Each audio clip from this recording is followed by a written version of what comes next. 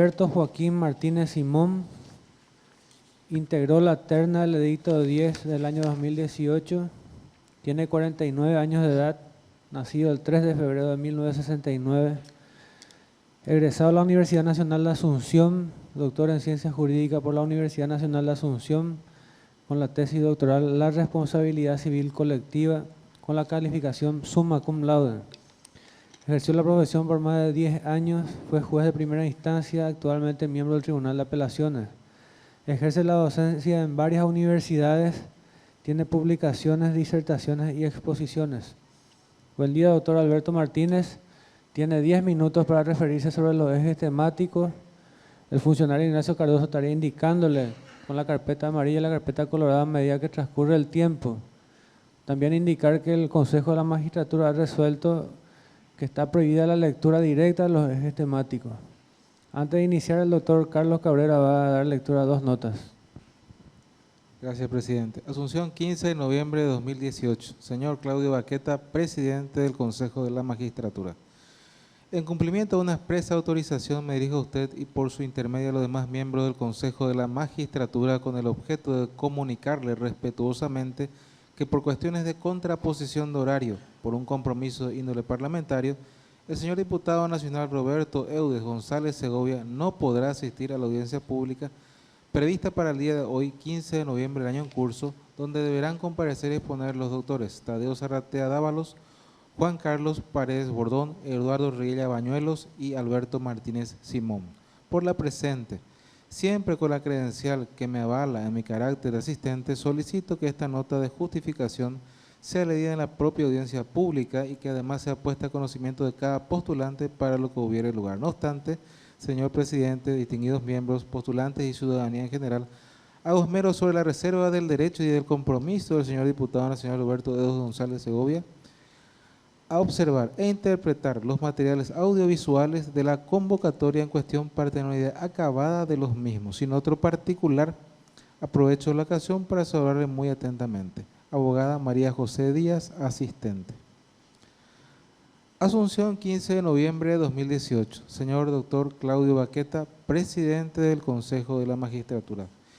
Me dirijo a usted y por su digno intermedio a los demás miembros de este alto cuerpo colegiado a los efectos de comunicar mi ausencia a la sesión ordinaria convocada para el día de la fecha. El motivo obedece a la coincidencia con la sesión ordinaria de la Honorable Cámara de Senadores, en donde se tratarán temas de suma importancia como ser el proyecto de ley que establece nuevas disposiciones impositivas para la exportación de granos en estado natural o los proyectos de ley relacionados a la transparencia y al régimen tributario sobre actividades relacionadas al tabaco, entre otras. Sin otro particular, aprovecho la ocasión para saludarlo con mi más alta estima y consideración. Juan Bartolomé Ramírez Brizuela, senador nacional. Muchas gracias, doctor Cabrera. ¿Puede iniciar su exposición, doctor Alberto Martínez? Muchas Adelante. gracias. Muchas gracias. Buen día al presidente y a los miembros del Consejo de la Magistratura, a los miembros que integran el Tribunal de Honor, al público presente. Básicamente sobre las 3 preguntas que nos impone el cuestionario hoy, el rol del Poder Judicial en un Estado social de derecho, el Estado social de derecho que acoge nuestra Constitución hoy como forma puntual es una transformación del ya Estado de Derecho que había impuesto en 1967 la Constitución de aquel entonces. Implica para el país, para la República y puntualmente para el Poder Judicial una visualización de ciertos grupos vulnerables, una toma de conciencia con respecto a personas que no tengan probablemente la misma posibilidad de acceso a los servicios esenciales que brinda el Estado, la República, y dentro de esos servicios esenciales contamos con el servicio de justicia como uno de ellos. Y al respecto, para ser más amplio todavía, el Estado está obligado a garantizar asistencia sanitaria, educación pública, trabajo y vivienda dignos, posibilidad de acceso a cultura, posibilidad de acceso a trabajo. Y dentro de nuestra visión de esas asimetrías y desigualdades que se presentan, normalmente nosotros tenemos que encarar como país acciones concretas para restringir y eliminar esas diferencias que permiten o impiden, mejor dicho, que ciertas personas vinculadas a ciertos grupos, principalmente económicos, puedan acceder al pleno goce de esos deberes que el Estado le tiene que proporcionar. Por lo tanto, el Poder Judicial ha tomado ese compromiso y una de las pruebas más claras que propone evitar esas asimetrías y esos obstáculos es el dictado de las 100 reglas de Brasilia, un producto de cumbre que puso sobre la mesa la visualización de los grupos vulnerables indígenas, mujeres en estado de peligro de violencia, mujeres en estado de abandono, niños, niñas, adolescentes, personas de la tercera edad, discapacitados en la amplia acepción de la palabra, de modo tal a permitir una condición de igualdad para que ellos también puedan acceder a los servicios de justicia tal cual el resto de la ciudadanía. Recordemos que discriminamos cuando tratamos como iguales a los desiguales. Por lo tanto, una misión del Poder Judicial dentro de este concepto del Estado Social de Derecho es garantizar puntualmente que las personas, aún en las condiciones más paupérrimas, aún en las condiciones de mayor ignorancia, puedan tener una tutela judicial efectiva, el cual es un compromiso del Estado paraguayo en su función jurisdiccional. Tutela judicial efectiva que la hemos consagrado a través de numerosos tratados, convenios que firmamos internacionalmente, de modo tal a que no sean declaraciones líricas las sentencias que firmamos los jueces, sino que esas sentencias puedan ser ejecutadas y eliminen puntualmente un conflicto, contribuyendo al punto de la paz social, que es nuestra misión más esencial como administradores de justicia, que al fin y al cabo no somos sino personas, ciudadanos, que tenemos el alto honor de dirimir esos conflictos entre nuestros iguales. ¿Cuál es la percepción acerca de la administración de justicia? Acá quiero hacer un muy breve preámbulo después de dar dos visiones, una interna y otra externa. El muy breve preámbulo tiene que ver con aquellas cuestiones vinculadas a la falta de credibilidad que nos afecta a todas las instituciones del país.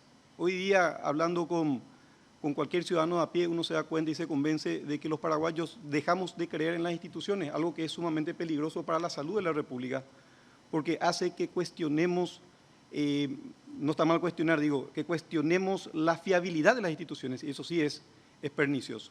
Esto, por supuesto, afecta y muy fuertemente al Poder Judicial, y en dos encuestas que se dieron en los años 2015 al 2018, nos señalan un índice de descrédito del Poder Judicial de exactamente el 81.7% en el 2015, reduciéndose al 60%, podríamos decir, el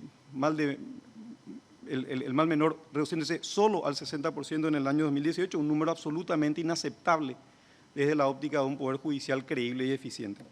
La visión interna y la visión externa a la que les quería hablar muy brevemente es la siguiente.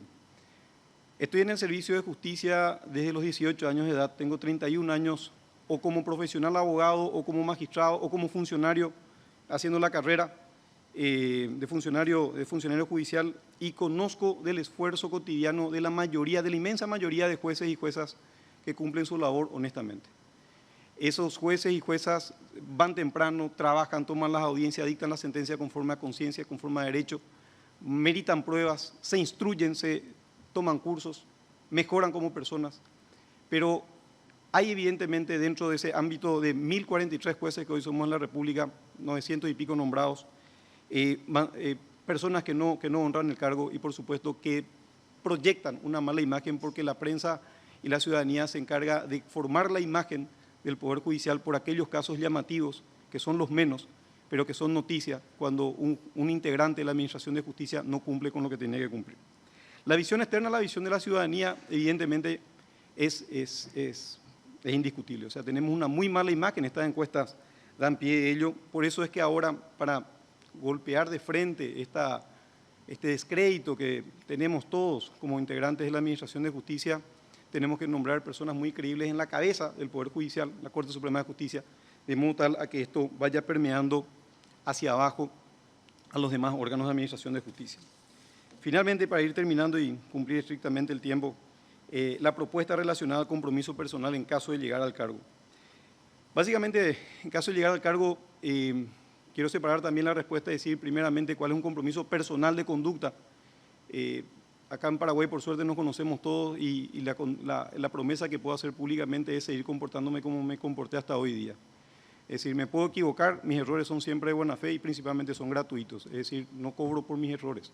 Trato de no equivocarme porque mi trabajo tiene que ser igualmente eficiente.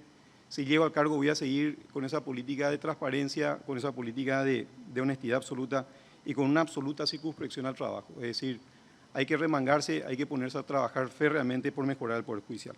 Con respecto a planes puntuales, uno de ellos es la transversalización del expediente electrónico. Ya hablé en la audiencia pasada que soy el magistrado responsable de ese proyecto que con sus luces y sombras estamos llevando adelante con mucho esfuerzo y con pocos recursos, de modo tal a transparentar, a brindar una mejor imagen del Poder Judicial cuando tenemos la posibilidad de proyectar en Internet todos los procesos, de modo tal a que cualquier persona de cualquier parte del mundo pueda acceder a su expediente desde su teléfono y ahí compulsar realmente el trabajo, no solamente de jueces, también de abogados, y repartir un poco mejor las culpas. Quiero hacer también una propuesta de trabajar por una autarquía presupuestaria en serio, porque hoy día tenemos una autarquía presupuestaria nominalmente declarada en la Constitución que nos promete un 3%, que a veces se cumple, a veces no, pero puntualmente tropezamos con la reasignación de rubros a nivel de Congreso y principalmente con el goteo poco eficiente, porque tenemos que andar pidiendo que ese 3% una vez declarado se nos entregue efectivamente. Y puntualmente una última propuesta que me gustaría hacer en caso de llegar al cargo es pelear por una ley de carrera judicial. Nosotros en el Poder Judicial no tenemos ley de carrera, hasta una ley de carrera que tiene que salir amparando el ejercicio o el oficio tanto de funcionarios como de magistrados. Nosotros tenemos que tener claramente regulado que el ascenso de los magistrados tiene que darse por el cursus honorum que vamos cumpliendo en la Administración de Justicia, tal cual sucede en cualquier parte del mundo. Ligar a esa ley de carrera también la asignación salarial. Yo cuando entré de magistrado de Cámara, digo, hace 6 años, ganaba lo mismo que ganaban a quienes puedo llamar colegas porque estamos en el mismo rubro, pero que tenían 20 años de experiencia y no es posible que un magistrado de Cámara de 20 años gane lo mismo que un novato, como en mi caso. Pero ganábamos el mismo sueldo por estas asimetrías que tiene la ley, que le paga igual al que tiene mucha experiencia y al que no tiene experiencia.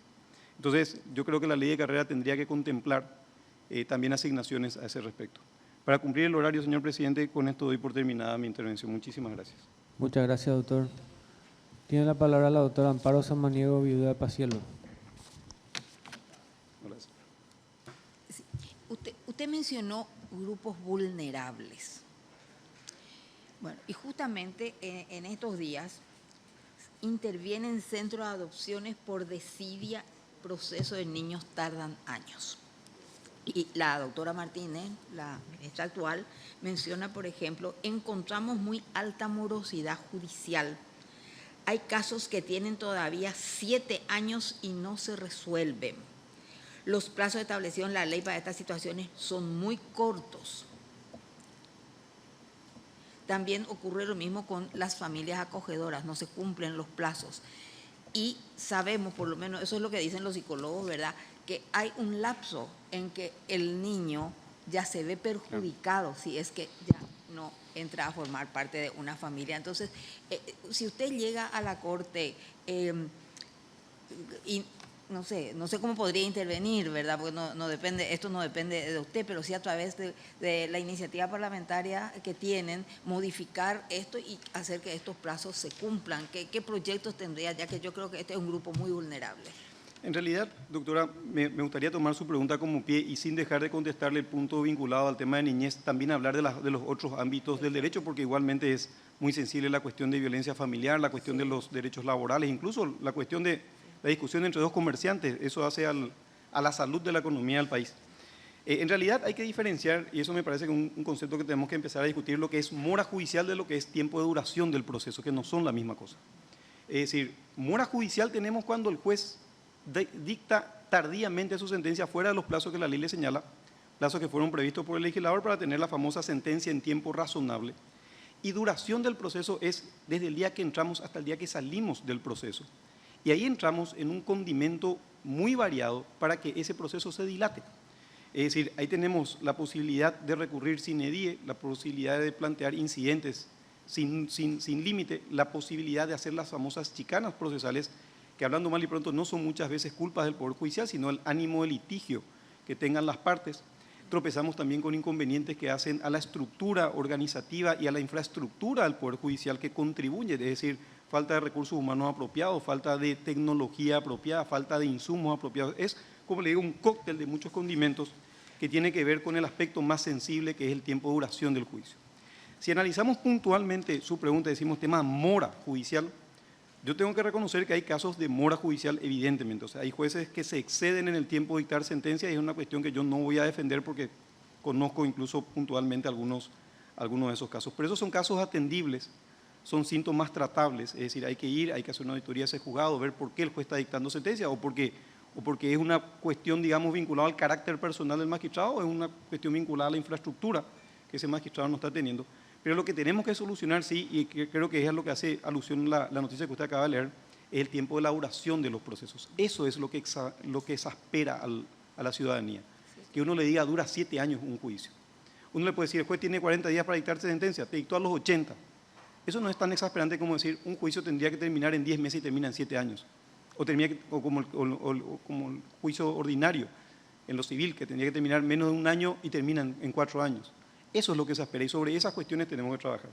Si me cabe llegar a la Corte, doctora, una de las cuestiones que yo voy a tener muy claro es ver el tema estructural desde el punto de vista legislativo, es decir, tratar de tener normas procesales que respeten el derecho de litigio de las partes, el derecho de defensa de las partes, pero que obviamente restrinjan la posibilidad de la dilación sine die que tenemos hoy, el tema de la recurribilidad, el tema del planteamiento de los incidentes, hacer una reglamentación mucho más férrea y principalmente un adiestramiento mucho más férreo de los jueces al momento del control de un incidente planteado, porque yo fui 10 años juez de primera instancia y le digo, es mucho más fácil firmar un traslado a un incidente que rechazarlo in limine.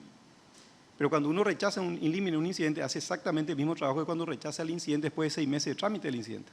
Pero eso contribuyó a agregarle 6 meses a ese proceso. Entonces, desde el punto de vista legislativo hay que hacer ciertas reformas y desde el punto de vista estructural también hay que hacer ciertas reformas. Es decir, nosotros tenemos que dotarle al juez, más todavía hoy si vamos a empezar a tramitar expedientes digitales, dotarle al juez de infraestructura, no solamente máquinas, sino de infraestructura humana, de recursos humanos, que le ayuden al juez a dictar sentencia más rápido. Es decir, nuestros funcionarios que hoy día están pasando papeles porque funcionamos con papeles, que se dediquen a auxiliarle al juez al dictado de la sentencia. Nosotros tenemos una masa de funcionarios muy interesante porque la mayoría son o abogados o estudiantes de derecho de los últimos años que estamos subutilizando porque le hacemos protagonizar un trabajo para el cual ellos están más que preparados, que es mover papeles. Ellos están preparados para más cosas todavía. Entonces la idea es refuncionalizar a esas personas y ponerles a trabajar en cuestiones que hagan ya al dictado de la sentencia. Gracias, doctor. Muchas gracias, doctor. Tiene la palabra el doctor Sixto Volpe. Buen día, doctor. Buen día, doctor. Usted se refirió fundamentalmente al hablar de la percepción del Poder Judicial, que hay una falta de credibilidad, no solamente en el Poder Judicial, sino en las instituciones, ¿verdad? Ahora, de llegar usted a la Corte, ¿qué medidas adoptaría para dar mayor credibilidad al Poder Judicial? En realidad, para dar mayor credibilidad al trabajo del Poder Judicial, yo creo que deberíamos pasar por la transparencia en los actos de gobierno vinculados a la Corte y de resolución de conflictos vinculados a la función jurisdiccional. Me da la impresión que estamos dando hoy pasos interesantes con la ley de transparencia, el proyecto de ley de transparencia, que la Corte ya lo asumió como propio con la transmisión en directo de ciertos actos de gobierno. Me parece también que es importante dar números a la ciudadanía, porque hoy se habla siempre de un concepto muy genérico, que es el tema mora, que es el tema corrupción, pero cuando nos sentamos a hablar de números, damos una visión muy distinta. Creo que tenemos que dar números. Para dar números tenemos que hacer auditorías. La auditoría tiene que empezar en la cabeza del Poder Judicial, tiene que empezar en la Corte Suprema de Justicia y tiene que ir hasta el último juzgado de paz de la República. Y con esos números concretos, reales, chequeados, cruzados, tendríamos que realmente hacer un informe serio. Y esos números, fíjese un detalle, hoy hace un año hicimos la primera convención de jueces en la Asociación de Jueces del Paraguay y habíamos asumido un compromiso de luchar abiertamente contra la dilación de los procesos y hoy día estamos trabajando en un informe de gestión con respecto a relevar esos datos, de modo tal a demostrar a la ciudadanía con números manifiestos que la tan mentada mora había sido que no era tan grande como se expresa. Se está trabajando en eso y es un trabajo conclusivo que lo vamos a dar seguramente a conocer en unos días más, en donde vamos a mostrar que un 50% de lo que estaba en mora se redujo. Pero esa auditoría no tiene que ser un golpe efectista, tiene que ser una auditoría permanente. Es decir, tenemos que someter a todos los órganos de justicia a una auditoría permanente. ¿Y cómo hacemos una auditoría permanente en un juzgado que tiene más de 10.000 expedientes. En formato papel es imposible. Entonces tenemos que trasladar nuestra forma de litigar a formatos electrónicos y ese formato electrónico que tenga sus propias alarmas, sus propias alertas, de modo tal a ir señalando cuando los plazos se han ido cumpliendo y de modo tal incluso a ir impulsando de oficio el expediente. Nosotros hoy día, en la experiencia del expediente electrónico, tenemos eso. En el tribunal que yo integro ya no dictamos caducidad de instancia hace por lo menos 1 año y medio, pero sí declaramos muchísimos de ciertos recursos. ¿Por qué? Porque hacemos todo electrónico, entonces aquella parte que apeló por apelar, por ganar un poco más de tiempo, no fundamenta en cámara, entonces procedemos directamente a declararle desierto los recursos y ya no tenemos el expediente vegetando 6 meses para declarar una caducidad de instancia. Me parece que contribuir a la transparencia es una de las misiones esenciales de esta generación, la generación que va a tomar ahora la posta con respecto a la administración del Poder Judicial, pero que es un trabajo que la vamos a hacer para la próxima generación. Porque el índice de credibilidad yo no creo que suba exponencialmente, hagamos el trabajo que hagamos, pero sí estamos obligados a hacerlo para que la próxima generación de jueces sea más creíble.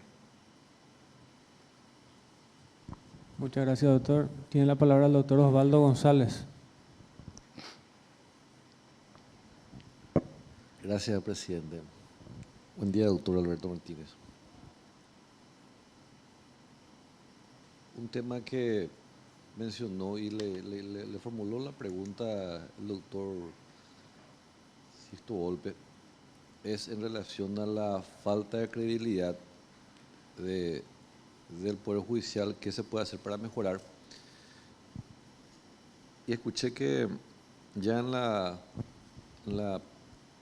presentación suya mencionó que todas las instituciones tienen ese déficit de credibilidad y creo que todos compartimos eso. Estamos en una situación en que todos estamos sospechados. Primeramente somos sospechados y después uno tiene que levantar ese halo de sospecha que la sociedad impone a las instituciones. Con razón o sin razón, pero es así. Sin embargo, ahí viene la pregunta, cuando se trata del Poder Judicial, aparentemente es mucho más delicado el tema. Es mucho más delicado el tema porque básicamente están la libertad del patrimonio y el futuro de las personas. Es decir, es un lujo que muy pocas instituciones pueden darse y aquí va la ponderación. En uno de los diarios, no hace mucho tiempo, se publicó que la Policía Nacional tenía mayor credibilidad que el Poder Judicial. Y en un estado como el nuestro, eso daña profundamente la imagen, no solamente a nivel nacional, sino a nivel internacional. Que los organismos encargados de la seguridad tengan mayor credibilidad y que los organismos encargados de administrar justicia estén por detrás del organismo de seguridad. Entonces, estuve analizando su exposición, doctor, y mencionó que hay un porcentaje de jueces, un alto porcentaje de jueces que hacen su trabajo y que prácticamente en términos sencillos se desloman por sacar bien todo lo que tengan, y que sí hay un porcentaje también que daña la imagen del Poder Judicial. Entonces la pregunta en concreta es, ¿será que ese pequeño porcentaje está dañando tanto la imagen para posicionar al Poder Judicial como, digamos, detrás de la Policía Nacional o la Policía Nacional por enfrente de ellos en materia de credibilidad y el Poder Judicial detrás? O también hay otros factores. Y en caso que existan otros factores, ¿cuáles podrían ser esos factores? Es la pregunta, doctor. En realidad yo creo que cuanto mayor sea la responsabilidad de una persona o de un ente, mayor crítica recibe de la ciudadanía y es razonable que así sea. Es decir, cuanto más confiamos o debemos confiar en un ente, menos es el grado de tolerancia en esa confianza. Y la ciencia jurídica nos muestra miles de ejemplos al respecto. Vamos a un caso así muy sencillo, el tema del derecho de daños. Le vamos a exigir siempre mucho menos conductas idóneas a un enfermero que a un neurocirujano. Es decir, nosotros vamos a pedir siempre mayor versación, mayor diligencia a alguien quien esperamos más. Por eso no es raro que el Poder Judicial, que es siempre la última barrera de defensa de los derechos de la ciudadanía, sea siempre objeto de críticas, objeto de cuestionamientos por parte de la ciudadanía ante cualquier pequeño hierro que se produzca. El tema que menciona el doctor González con respecto al tema de la publicidad es un tema plausible, me parece que haya mejorado ostensiblemente la imagen. Creo que tiene que ver con ciertos servicios bien prestados. El caso del grupo Lince me parece que es una innovación importante, una respuesta inteligente, rápida de los órganos de seguridad ciudadana, de modo tal a subir esas percepciones de seguridad que nosotros tenemos, porque no nos olvidemos que siempre hay una percepción de algo y una realidad de algo. O sea, hay una percepción de seguridad y hay una seguridad efectiva. Hay una percepción de corrupción y hay una corrupción efectiva. Y lo que bajó ostensiblemente este grupo bien entrenado es el tema de la percepción con respecto al tema de la inseguridad. Por eso no sorprende que ante una o dos buenas medidas efectivas, bien publicitadas, bien comentadas, la percepción de la ciudadanía haya mejorado y con respecto se posicione mejor con respecto al tema del Poder Judicial. Con respecto al segundo punto, ¿por qué o cuáles serían los factores por los cuales tenemos esta mala imagen y si unos pocos jueces podrían dar esa proyección de mala imagen del Poder Judicial? Yo creo que sí, por lo siguiente. En primer lugar, cuando tratamos el tema del Poder Judicial, asumimos que el Poder Judicial es una gran bolsa en donde entramos fiscales, defensores, síndicos de quiebra, jueces de primera instancia, Cámara de Apelación, Corte Suprema de Justicia, y en realidad son, incluso ustedes, miembros del Consejo de la Magistratura, miembros del Jurado de Enjuiciamiento, entramos todos dentro de la misma bolsa porque se maneja así, es decir, la idea es un gran conglomerado de personas que está vinculada al servicio de justicia. Entonces, incluso iría más, doctor González, diciéndole, no solamente lo que hace un juez afecta la imagen del Poder Judicial, lo que hace un fiscal afecta la imagen del Poder Judicial. Porque cuando se trata muchas veces la noticia a nivel prensa, que es la que forma la opinión pública, tenemos la imagen del Poder Judicial que está conformado por Corte Suprema de Justicia, Tribunales de Apelación y juzgados inferiores, y queda ahí. Tenemos esa imagen afectada por lo que hizo alguien que formalmente forma parte del servicio de justicia, pero no forma parte del Poder Judicial. Entonces, fíjese que si lo que hace un fiscal puede llegar a afectar esa bolsa, ese conglomerado de personas e instituciones que brindan el servicio de justicia, ¿cuánto más podría ser lo que hace un juez que no honró el cargo, un camarista que no honró el cargo o un ministro de la Corte que no honró el cargo? Ahí el golpe es mucho más fuerte, mucho más directo, por supuesto, pero todo va afectando. Entonces, para ir cerrando la pregunta, le diría puntualmente, yo creo que sí. Hoy día la percepción ciudadana sigue siendo de que el servicio de justicia es uno solo. Todavía no separamos los departamentos estancos, ni las responsabilidades estancas de fiscales por una parte, síndicos por otra parte, defensores por otra parte y finalmente jueces por otra parte. Y estamos asumiendo costos, críticas ciudadanas que a lo mejor en puridad no nos corresponden, pero que de todos modos son saludables en el ejercicio democrático de vivir en una república. Muchas gracias, doctor. Tiene la palabra el doctor Luis María Benítez Riera. Buenos días, doctor. Doctor, sobre el tema expediente electrónico, en la cual y está considerado así su persona, ¿verdad?, en justicia como uno de los padres del expediente electrónico, del grupo componente, ¿verdad?, que está llevando a cabo ese trabajo. ¿Cómo incidiría el expediente electrónico con respecto a la mora judicial? Y se puede referir no solamente al campo civil, sino también a la implementación en el campo penal, en la cual están teniendo reuniones con magistrados, etcétera. Algunos son un poco con ciertos temores, etcétera, etcétera. Sobre ese punto. Empiezo por el punto de los temores. Los temores al cambio siempre son ineludibles. Es decir, alguien le plantea a otra persona cambiar para algo mejor y de todos modos van a haber temores. Por lo tanto, no tenemos que tener miedo a que hayan esos temores, sino que lo que tenemos que tener miedo es a enfrentar esos temores. Con respecto al tema de la mora judicial, vuelvo a lo que le contestaba la doctora Amparo de Pacielo. vinculado a mora judicial y duración del proceso. Donde vamos a ver una incidencia directa del expediente electrónico es con respecto al tema de duración del proceso. Ahí es donde acortamos sensiblemente los tiempos de duración del proceso. Y la cuestión es muy simple. Pasa por la automatización de las cédulas de notificación. Hoy día, cuando pasamos de una etapa procesal a otra, normalmente eso implica, obviamente, una resolución judicial que tenga que ser notificada en formato papel a las partes.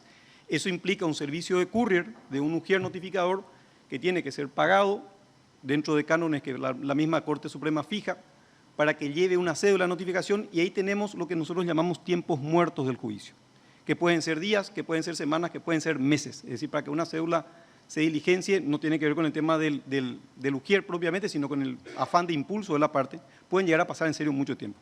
Sin embargo, cuando hoy vemos que el magistrado firma la resolución, firma el actuario, y esa firma del actuario dispara en ese instante una cédula de notificación electrónica, ahí entendemos cómo nos empezamos a ahorrar días, semanas o meses de tramitación del proceso y pasamos a la siguiente etapa.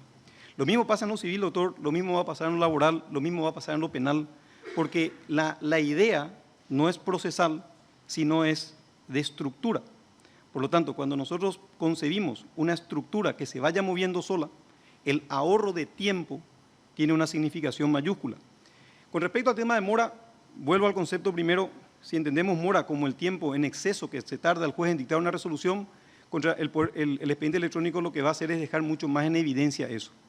Cuando la Corte Suprema de Justicia hoy pide un informe a cada uno de los juzgados y tribunales sobre los expedientes que tenemos, no nos engañemos, hay muchos jueces que tratan de sacar la mayor cantidad de expedientes posibles, dejan un grupo para sacarlo en los próximos días y tratan de informar un número, digamos, razonable de expedientes en auto para sentencia. Eso ya no se puede hacer con el expediente electrónico. Con el expediente electrónico queda absolutamente todo registrado, sabemos exactamente qué mora tenemos en cada uno de los procesos que está a cargo nuestro, y lo que podemos hacer es no sancionarle al magistrado, sino entender por qué está tardando ese juez, o porque es una cuestión personal, es decir, tiene una actitud de oficio lenta con respecto a la resolución de juicios, o es un problema estructural. Entonces, si es un problema estructural, solucionemos el problema estructural. Si es un problema personal, trabajemos con el juez para que ese problema personal se supere. Pero yendo puntualmente a su pregunta, doctor, yo creo que el expediente, si alguna ventaja va a tener, va a ser acortarnos los tiempos de duración real del proceso y poner mucho más en evidencia o mucho más fielmente el estado de mora, si es que existe, de algunos órganos de justicia. Muchas gracias, doctor. Tiene la palabra el doctor Carlos Raúl Cabrera. Gracias, presidente. Buenos días, doctor. Yo le voy a hacer 3 preguntas y le pediría en lo posible que sea puntual, salvo que esa puntualidad le resta a usted la explicación que le voy a hacer consulta, que son más bien circunstancias que se dieron aquí en el foro y que hice un resumen para hacerle esta consulta. Con respecto al expediente electrónico también, algunos exponentes de los postulantes han dicho que deshumaniza el rol del abogado con respecto a la inmediatez con el juez y eliminaría a los pasilleros. La segunda situación es que dicen que hay un doble trabajo porque se debe realizar tanto en medio informático y por escrito. Y la tercera circunstancia es que dicen que el sistema de internet no está garantizado en todos los puntos del país, y a ese respecto justo uno de los miembros del consejo fue en una visita invitado a Fuerte Olimpo y nos estaba contando la realidad de esa zona, que cuando llueve queda absolutamente anegada, que para una notificación tiene que irse a caballo 50 kilómetros. Y esa sería la primera consulta así puntual con respecto a estos cuestionamientos que, como usted dijo, cuando todo lo nuevo siempre se critica y hay que vencer los miedos, pero ante estas consultas le quería pasar, doctor. Es la consulta, la primera. Ok, vayamos entonces por parte. Con respecto al punto de que van a desaparecer los pasilleros y se va a deshumanizar el proceso, en realidad el cambio que vamos a dar o que estamos dando, porque ya está en ejecución con el tema del expediente electrónico, implica modificar la forma que trabajamos. Y esto no es malo. Es decir, si hoy le pedimos a un abogado que se mueva de kilómetros de distancia hasta el Poder Judicial solamente para presentar un papel, y en la eventualidad que no pueda presentar porque a lo mejor el expediente no aparece, nosotros lo que le permitimos es que ese mismo abogado pueda hacer la presentación desde cualquier parte del mundo con su teléfono.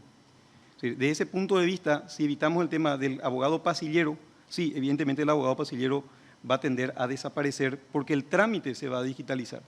Con respecto a la deshumanización del proceso, eso es algo con lo cual vamos a luchar, pero radicalmente. El proceso nunca va a tener que ser resuelto por una máquina, siempre va a ser un conflicto humano resuelto por seres humanos con la falibilidad propia de los seres humanos. Entonces nosotros, en función de jueces, dentro de nuestros aciertos y nuestros desaciertos, vamos a tener que resolver esas cuestiones. Y otra vez, si apuntamos a una reforma procesal que siempre vemos con muy buenos ojos, que apunte a realizar en audiencia los actos principales del proceso, no todos los actos, sino solamente aquellos principales, las discusiones de la causa en audiencia, vamos a volver mucho más humano el servicio de justicia. Porque nosotros le vamos a ver cara a cara a las partes. Y mi experiencia de juez de primera instancia, que yo tenía algunos juicios orales, como los juicios de amparo, como los juicios de habeas corpus y los interdictos posesorios como juez civil, la sentencia me era mucho más fácil de dictar porque la inmediatez era total. Entonces, el hecho de que nosotros asentemos en formatos electrónicos, lo único que vamos a cambiar es el lugar donde viva el expediente, no el expediente, que es una cosa viva. Con respecto al punto del doble trabajo, esa es una crítica que se le hace al actual sistema. Nosotros tenemos, y esto hay que entenderlo, un expediente judicial electrónico que es de los llamados de segunda generación, que es lo que estamos trabajando ahora. El expediente de segunda generación es aquel que le permite a la parte hacer todo en forma electrónica. Y tenemos un expediente que es todavía de primera generación, que ahora lo vamos a trasladar a segunda generación si los recursos nos acompañan en febrero del año que viene. Con la conversión de 31 juzgados que hoy tramitan JudiSoft, que es un expediente de primera generación, a un expediente judicial de segunda generación, en donde las partes van a hacer todas sus presentaciones en forma electrónica y el juez va a dictar sus sentencias, sus providencias, sus autointerlocutorios y sus oficios en forma también electrónica. Entonces, ese doble trabajo al cual hacen referencia se refiere al primer expediente electrónico que tuvimos, que era JudiSoft, que hoy en día está en proceso de ser transformado a un expediente electrónico de segunda generación, que contamos 3 juzgados y un tribunal de apelación. Y con respecto al último punto, el tema del Internet en todo el país, obviamente los pasos que estamos dando tienen que ser pasos absolutamente medidos. Para instalar el expediente en una nueva circunscripción, en un nuevo lugar, nosotros como institución tenemos que asegurarnos que el sistema funcione. Es decir, no podemos cambiar un sistema en formato papel, aunque sea un sistema que ya venimos usándolo en la época de la colonia, por otro sistema que no funcione. Por lo tanto, los técnicos que trabajan para el Poder Judicial en la Dirección de Tecnología e Informática tienen que darnos los parámetros y el dictamen técnico de que estamos en condiciones idóneas para afrontar. Por eso la Corte Suprema dijo, empecemos por Asunción, sigamos luego por Ciudad del Este, Encarnación, a lo mejor después por Central. ¿Por qué? Porque ahí tenemos las condiciones, o podríamos tener las condiciones idóneas para implementar el expediente electrónico. Obviamente, pensar hoy en instalar el expediente electrónico en Puerto Limpo es una utopía, porque no tenemos las condiciones. Pero de acá a unos años, cuando tengamos las condiciones y el informe técnico nos dé la luz verde, por supuesto que vamos a implementar. Gracias, doctor. La segunda consulta hace de que algunos dicen de que la Corte se dedica a mucha cantidad de actividades, no tan solo a administrar justicia, sino a hacer juramentos de abogados, a hacer la parte administrativa, en fin, a diversos tipos de trámites que no hacen precisamente al acto de administrar justicia. Y en caso de usted acceder a la Corte, ¿cómo usted haría para poder dividir ese trabajo y que no se vea resentida la administración propiamente de la justicia? Correcto. La Corte de hace un tiempo que recogió ese guante, yo creo que está dando muestras inequívocas que está reduciendo sensiblemente sus actividades administrativas. Ha creado un Consejo de Administración Judicial que está integrado por, podríamos llamarle, 4 gerentes generales que conforman el Consejo, que se dedican a un gran volumen de actividades vinculadas a las funciones administrativas que son propias de la Corte. Esto hizo, y esto está medido en estadísticas, que las salas de la Corte hayan tenido un 50% más de producción después de la instalación de estos formatos administrativos con respecto al sistema anterior. Es decir, hay que reconocer que se recogió el guante y que se están haciendo cambios al respecto. Pero siempre hay cuestiones que mejorar. Yo creo que si nos cabe la función, tendríamos que seguir en el desarrollo de esas ideas, tratar de que el juez de corte, el juez de cámara y el juez de primera instancia se dediquen exclusivamente a una función jurisdiccional. Y ojo con el detalle, la Corte Suprema de Justicia como órgano plenario tampoco puede rescindirse totalmente de las funciones administrativas, porque hay ciertas funciones que están delegadas específicamente en la Corte Suprema de Justicia. Por ejemplo, la definición de las políticas judiciales. Ese es un trabajo que no es jurisdiccional propiamente porque no se resuelve un caso, pero que tiene que ver directa relación con el trabajo jurisdiccional, porque la Corte Suprema de Justicia es la que tiene que decidir dónde vamos a crear más juzgados, dónde tenemos que crear más tribunales, dónde tenemos que mejorar el servicio con respecto a personas vulnerables. Y esa función que es administrativa se tiene que reservar siempre en manos de la Corte Suprema. Gracias, doctor. La última, la Corte Suprema hace un aporte al sistema del Ministerio de Justicia con respecto a las cárceles.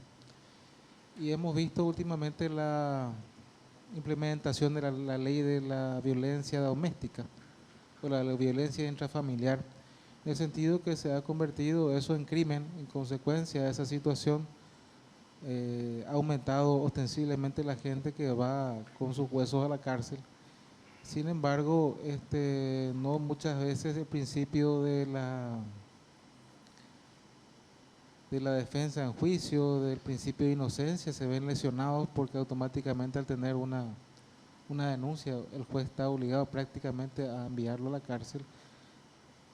Y sin embargo, contribuyendo la Corte con medios para paliar tal vez o ayudar a la justicia, al Poder Ejecutivo con respecto a este tema, ¿cuál sería la posición suya en cuanto a la potestad legislativa o a ese dinero que se entrega al Ministerio de Justicia en caso de ser miembro de Corte?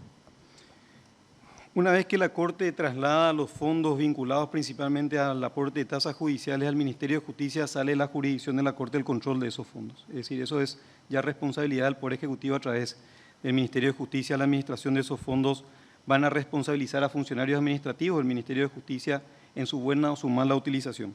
Lo que nosotros tenemos que plantearnos seriamente, y usted tocó uno de los casos que son probablemente los más publicitados, pero es solamente uno de los casos, el tema de violencia doméstica, que hace a la criminalización de ciertas conductas. Y acá tenemos que pasar la cuestión por un tema de muy larga discusión, que excede mucho el ámbito de esta audiencia pública, que es el tema de qué queremos conseguir cuando subimos las penas de ciertas conductas de nuestros conciudadanos. Es decir, si la idea es disminuir la cantidad de actos o hechos de violencia doméstica a través de subir la pena, tenemos el ejemplo de Texas, en donde se le ejecuta, se le mata a un criminal que cometió homicidios y en los últimos 40 años el índice de homicidios sigue exactamente igual. Es decir, subió la cantidad de población, subió la cantidad de casos, pero el porcentaje se mantiene exactamente igual. Entonces lo que tenemos que ponernos a pensar es si lo que queremos evitar es el tema del hostigamiento físico, psicológico, económico, sexual de las mujeres en el ámbito de violencia doméstica, es una buena medida o no criminalizar, poner con más de 5 años las penas privativas de libertad. Esto hace a una cuestión de política criminal que tiene que ser encarada por todos, es decir, por el ámbito del Poder Legislativo, por el ámbito de la Corte, por el ámbito del Poder Ejecutivo a través del Ministerio de Justicia, y ver si realmente esa es o no una buena medida para incidir directamente en el resultado final que queremos conseguir, que son menos mujeres golpeadas. Y le doy un último ejemplo al respecto. Cuando en ciertos países se subió la pena a más años con respecto a la violación de niños y se tenía penas de menos años con respecto a la muerte de niños, se les estuvo enviando un mensaje equivocado a los violadores de niños. Maten a los niños que violan, porque si les descubren van a tener menos años por haberlos matado que por haberlos violado. Entonces la medida fue contraproducente. Ya no tenías un niño violado, tenías un niño muerto. Entonces, ¿la idea cuál es? La idea es que nos sentemos en una gran mesa de diálogo y pensemos si con subir las penas es suficiente para evitar lo que queremos evitar o estamos creando un problema que puede ser todavía mayor o por lo menos distinto al que queremos evitar. Muchas gracias, doctor. Tiene la palabra el doctor Adrián Salas Coronel. Buen día, doctor Martínez. En realidad que tengo 2 preguntas nomás, no como el doctor Cabrera, que creo que planteó 3. La primera cuestión, doctor, es, señaló en su exposición el proyecto de ley de carrera judicial. ¿Y por qué no prosperó? Es una cuestión pendiente en nuestro sistema de justicia. Si bien es cierto, la Constitución Nacional abre la posibilidad, es un sistema abierto para todos, para quienes pretendan entrar en el sistema un abogado, como decimos normalmente, pasillero, puede ser camarista, juez. ¿Qué pasó? ¿En qué quedó ese proyecto de ley de la carrera judicial que estimo yo es importante y hasta necesario para nuestro sistema?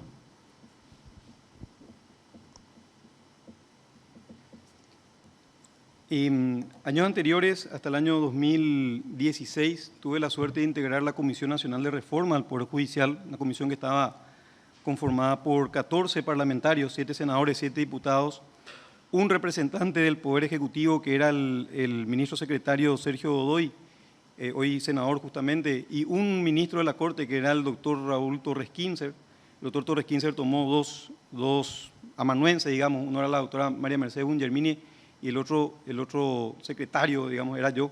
Entonces participamos de las discusiones del anteproyecto de ley de carrera judicial. Se elaboró ese proyecto, doctor Salas, y se pasó de la Comisión Nacional de Reforma del Poder Judicial, se pasó al órgano del cual había venido, que era el Poder Legislativo, y eso tenemos entendido que con todo el resto del paquete de reforma del Poder Judicial, ley orgánica de la Corte, ley del jurado, ley del Consejo, ley de carrera, el nuevo COJ, pasaron a la gestión administrativa. Es decir, hoy estamos en la cancha del Poder Legislativo. Creo que esa ley es indispensable para reordenar la carrera.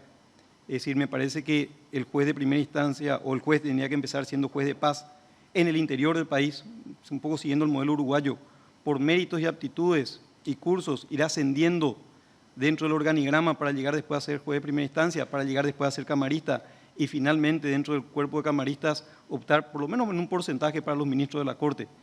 Yo soy de la teoría que si bien los elementos de fuera del Poder Judicial traen un aire nuevo y vivificante a la Corte Suprema de Justicia, la gran masa de jueces de la Corte Suprema de Justicia tiene que venir de la casa, porque la formación de un juez tarda muchos años y cuesta mucho dinero. Y no es solamente formación académica, es forma de pensar y forma de ver institucionalmente el Poder Judicial. Ojalá que demos continuidad a aquel trabajo y tengamos una ley de carrera que regule a funcionarios y a magistrados y nos permita realmente ordenar la casa desde el punto de vista de la carrera. Correcto. El otro punto es que señalabas también en tu exposición del Congreso, tengo entendido que habían desarrollado como gremio, como asociación de jueces, haciendo una suerte de autocrítica, autoevaluación, encontrando varios aspectos, varias falencias en el sistema. Entre esos puntos anoté la mora, la corrupción, la falta de independencia,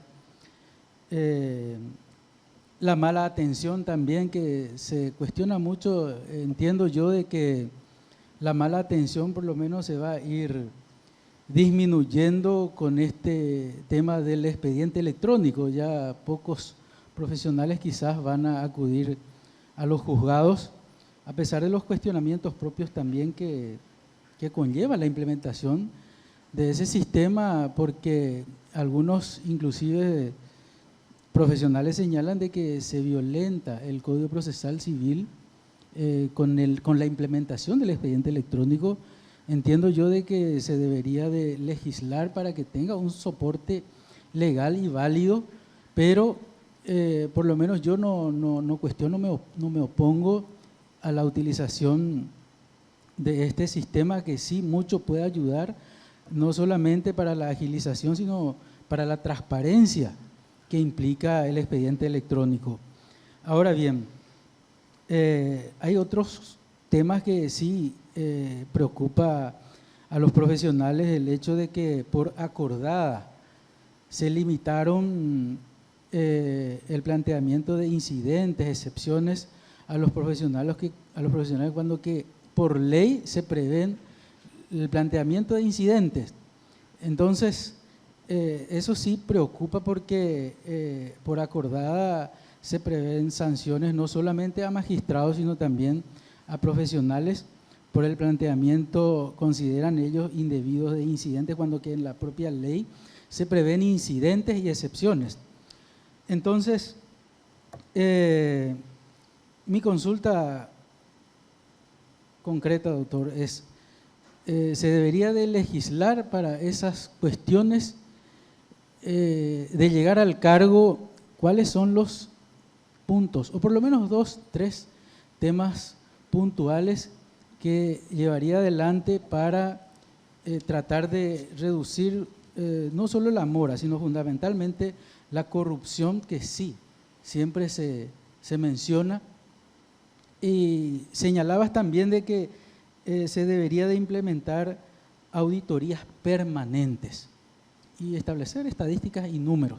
Pero independientemente de esas auditorías permanentes, 2 temas puntuales por lo menos que puede plantear de llegar al cargo, doctor. Muy bien. Realmente desde en noviembre del año pasado hicimos la primera convención de jueces del Paraguay a través de la Asociación de Jueces. Nosotros nos reunimos durante 2 días a tratar en talleres y en plenarias distintos temas que atañen al ejercicio de la magistratura. Saltaron, pero absolutamente en forma espontánea, diagnósticos de todos los colegas del interior del país, de la capital, en el sentido de señalar la debilidad del sistema judicial, la imagen de mora y corrupción que tenemos, la falibilidad de los sistemas de control, especialmente cuando tenemos más distancias, y especialmente aquel tema vinculado a la percepción de la ciudadanía. Ese es un tema que nos preocupó mayormente porque en absolutamente todos los grupos que trabajaron se detectó de que había una peor imagen de la que realmente teníamos. Hace un rato le decía, una cosa es lo que en realidad pasa y otra cosa es lo que la ciudadanía percibe. Y en realidad los números reales a lo mejor no son tan alarmantes como lo que se percibe, pero lo que se percibe es muy malo. La realidad tampoco es buena, pero lo que se percibe es peor. Entonces nos pusimos en campaña de modo tal a emitir ciertos documentos para mejorar la imagen del Poder Judicial. Una de las medidas vinculadas, y acá voy contestando su pregunta, doctor Salas, vinculadas a la transparencia y a la función de órgano idóneo que tiene que tener el Poder Judicial como órgano que resuelve los conflictos entre las personas, ya lo mencioné, el tema de la auditoría. Nosotros cuando auscultamos permanentemente, no cada tantos años o meses, sino que en forma, le diría, casi diaria, a través de sistemas informáticos, podemos detectar no el síntoma, sino el problema, la causa de la enfermedad. Entonces, si nosotros sabemos, por ejemplo, de que hay un juez que se quedó sin funcionarios y vemos que sus índices de morosidad van subiendo y no reaccionamos, ahí ya va a ser un problema de la cabeza del Poder Judicial. Es decir, no solamente tenemos que revelar números, tenemos que reaccionar ante esos números. Con respecto al punto que usted decía, hay acordadas que impiden el planteamiento de incidentes y excepciones. En realidad, esas acordadas a las que usted se refiere, si no la entendí mal, son aquellas acordadas disciplinarias, que establecen sanciones tanto para los abogados, que nosotros folclóricamente le llamamos chicaneros, como para los jueces que no adoptan las actitudes procesales que tienen que adoptar en la dirección de las causas puestas a su cargo. En realidad, estas acordadas lo que hacen es reglar o reglamentar lo que está así previsto, porque recordemos que el Código Procesal Civil también impone sanciones al ejercicio abusivo del derecho y a la mala fe en el ejercicio de la profesión cuando se pierden cierta cantidad de excepciones, cuando se pierden cierta cantidad de incidentes, dice rechazados con costa. Entonces, la cuestión es, ¿impuso algo nuevo la acordada? Yo creo que lo que hizo fue regular y recordarle a los jueces y establecer que los jueces son responsables cuando no toman las riendas del proceso y las dirigen como lo tendrían que decir. Yo no creo que sea un síntoma de alarma decir la acordada crea figuras, digamos, de sanción nuevas, porque de todo modo lo que hace yo creo que es regular un punto que ya estaba regulado en la ley. La otra pregunta que me había hecho es el tema de la legislación especial para el expediente electrónico. En realidad, nosotros hicimos un estudio de muchísimos meses con respecto a la constitucionalidad y a la legalidad del expediente electrónico y no encontramos ningún inconveniente. Hubo colegas, específicamente un grupo grande, divididos en 2 expedientes, que plantearon la acción de inconstitucionalidad en contra del expediente electrónico que la Sala Constitucional de la Corte rechazó in limine, ya creo que hace 2 años. Aquella vez se volvió a revisar todo y se llegó a la conclusión de que lo único que estamos cambiando es el soporte. Nosotros, de pasar de litigar en papel, lo único que hacemos es pasar a litigar en función electrónica. Hoy día no cambiamos nada, pero vamos a cambiar. ¿Por qué? Por funcionalidad. Y le doy una idea muy breve. Por ejemplo, hoy día nos piden que los actuarios firmen las sentencias judiciales. Y la firma del actuario está puesta en una sentencia judicial para acreditar la identidad del magistrado. para decir, el que firmó ante mí, por eso se pone la frase, ante mí, es Juan Pérez juez. Si hoy tenemos un sistema de certificación de la identidad que pasa por un control absolutamente más fiel que el de una persona que muchas veces no le debe firmar al juez, la pregunta es, ¿para qué el actuario sigue firmando las resoluciones judiciales? En una próxima reforma que no era imprescindible darla ahora, vamos a sacar cuestiones como esa. Y las sentencias, doctor Salas, van a venir firmadas solo por los jueces, cuya identidad va a estar certificada por un sistema informático que va a tener realmente, como la ley 4017 dice, el principio de no repudio incorporado, de modo tal a que quien firmó digitalmente no pueda conocer su firma. ¿Vamos a mantener la función del actuario? Por supuesto que sí. Vamos a mantener la función del actuario para los juzgados donde no tengamos el expediente electrónico y vamos a mantener la función del actuario como cabeza de cada secretaría y funcionario esencial en el movimiento. Y el último punto que usted me había mencionado era el tema de las cuestiones vinculadas a la corrupción. En realidad, ahí contra eso no hay vacuna, doctor Salas. Es decir, yo soy un convencido que nosotros tenemos que pagarle bien a los jueces para que mejores profesionales se animen a entrar a la carrera judicial. Pero la persona que entra corrompida o que tiene el germen de la corrupción adentro, le paguemos lo que le paguemos, va a seguir siendo corrupto. Lo que tenemos que hacer es que sea tentadora la oferta para que mejores personas ingresen y tengamos un cuerpo de jueces probos y honestos y principalmente confiables por la ciudadanía. Siempre habrá un porcentaje de jueces corruptos, eso es absolutamente inevitable, tengamos el sistema que tengamos. Lo que tenemos que salir es de ese 60% de descrédito y llegar a niveles de confianza similares a los que hoy tienen poderes judiciales acá de Sudamérica, como el chileno o como el uruguayo, que un 90% y más de su ciudadanía confía en sus jueces. Muchas gracias, doctor. Tenemos dos consultas de auditorio. Por favor, le voy a pedir que en honor al tiempo sea breve, doctor Alberto Martínez. ¿Cuál es su postura sobre la colegiación profesional? Me parece imprescindible. Hoy día creo que Paraguay está muy a la saga con respecto al tema de la colegiación. Me parece que tenemos que hacer una colegiación seria, tan seria que podamos delegar ciertas funciones de la Corte en el Colegio de Abogados o en los colegios profesionales en general, de modo tal a que, por ejemplo, ciertas funciones de la habilitación de la matrícula u otras similares podamos delegar, tal cual sucede hoy día, ojo con el detalle, con el Colegio de Escribanos del Paraguay, a que la Corte le delega nada más y nada menos que el manejo de las hojas de protocolo. Señal inequívoca que cuando un colegio anda bien, la Corte o cualquier ente puede confiar en ese ente y delegarles cuestiones que son propias. Muchas gracias, doctor. La siguiente consulta. ¿Cuál es su postura sobre la huelga de funcionarios del Poder Judicial? La huelga es un derecho constitucional. Yo creo que el Poder Judicial, los funcionarios puntualmente que hacen huelga tienen que garantizar los servicios básicos, tiene que aplicarse la legislación laboral en caso de que la huelga sea declarada, tiene que ser declarada legal, tiene que procederse eventualmente al análisis de los descuentos en caso de que esos días sean holgados. Los que no pueden hacer huelga, y eso tengo un convencimiento personal, son los jueces. Los jueces tienen la misión de trabajar y, fíjese, lo decía hace un rato, es muchas veces la última línea de defensa de los derechos de los ciudadanos, y pensemos en un caso extremo, un ciudadano que necesita la concesión de un amparo, no el día de hoy, en la hora de este momento, para hacerse una operación que sin esa orden de amparo no lo operan. Si ese señor no tiene esa orden judicial, ese señor se muere, y eso es irreversible. Por lo tanto, esos servicios mínimos de justicia tienen que estar amparados en la huelga de los funcionarios. Muchas gracias, doctor Alberto Martínez. Con esto damos por finalizada su exposición. Muchas También gracias. damos por finalizada.